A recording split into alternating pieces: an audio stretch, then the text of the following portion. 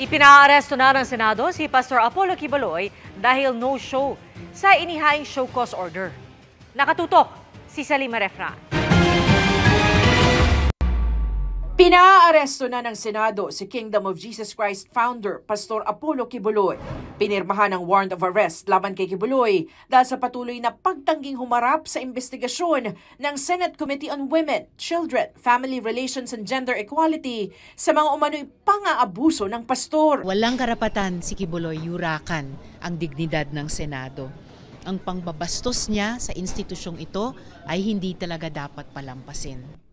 Matatanda ang binigyan pa ng show cause order si Quiboloy para magpaliwanag. Pero di na kumbinsi sa dahilan nito ang komite. Paliwanag pa ni Zubiri, ginawa raw ang lahat ng Senado para padaluhin sa mga pagdinig si Quiboloy. Kabilang pa ang back-channeling.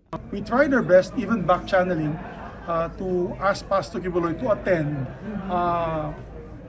the best possible way we can through other intermediaries, pero ayaw talaga niya pumunta dito. So we have no other choice but to issue the warrant of arrest.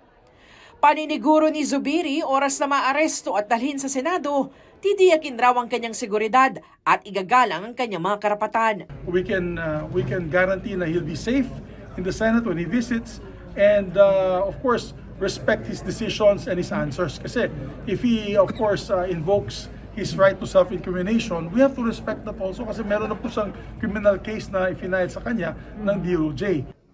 Ang Senate Sergeant at Arms ang inatasang magpatupad ng arrest warrant. Dati nang sinabi ng PNP na handa silang magbigay ng assistance sa Senate Sergeant at Arms. Pero sa ngayon, wala pa raw opisyal na request para rito. Pero paglilinaw ng PNP, limitado lamang ito sa pagbibigay seguridad sa mga miyembro ng OSAA sa implementasyon ng warrant. Samantala, naisampa na sa korte sa Davao ang mga kasong sexual abuse of a minor at other acts of child abuse laban kay Quiboloy at 5 iba pa. Inendorso na rin ng City Prosecutor ng Davao ang kasong human trafficking pabalik ng Department of Justice sa Maynila para isampa naman sa korte sa Pasig.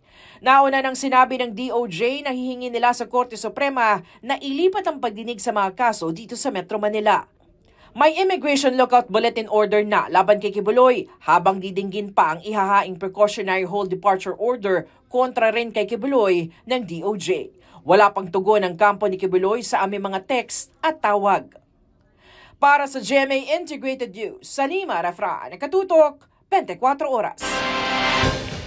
Nirerespeto ng kampo ni Pastor Apollo Quiboloy ang inilabas na warrant of arrest ng Senado. Yan po ay ayon sa pahayag na inilabas ng kanyang abogadong si Attorney Elvis Balayan. Pero uubusin daw nila ang lahat ng mga paraang legal para maprotektahan ang mga karapatan ni Quiboloy na hindi raw dapat ipasawalang halaga.